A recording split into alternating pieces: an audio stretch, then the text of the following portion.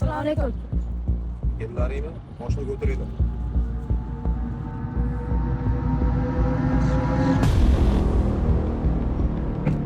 Maskana. Bu senga. Bu senga. Hojatxona, kiyinish xonasi bilasizlar-a? Boshqa joyda yurmanglar.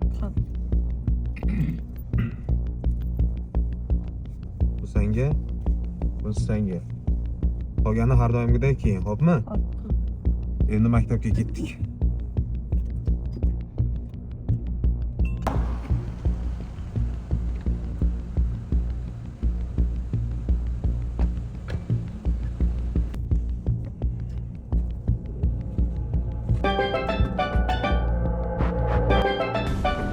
Alo, eshitaman. Ha, menman. Tinchlikmi aka? Ha, ukalarim. Bo'ldi aka, bo'ldi. Boryapman, xo'p.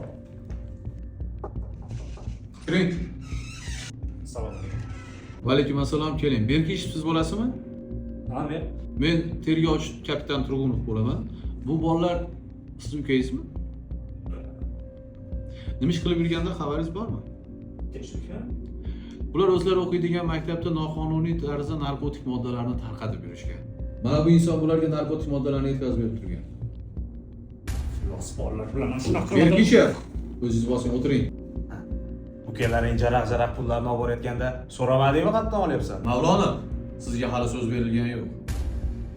Eshitaman. Buni olib chiqib keting. Menga qara. Nimaga aralashib qolganlaringni bilasanlarmi? Bu ishlarning oqibati nimalar bo'lishini bilasanlarmi? Bilmaysan. Qani men bilan yurlaringchi. Kir.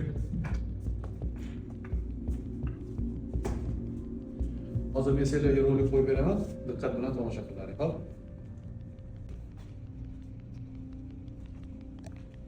Birlashgan Millatlar Tashkiloti ekspertlari o'tkazgan tadqiqotlar xulosalariga ko'ra, jahonda har yili taxminan 200 ming narkoman vafot etmoqda. Agar ahvol shundayligicha qoladigan bo'lsa, dunyo miqyosida ularning umumiy soni yaqin orada 2 barobar oshish xavfi bor ekan.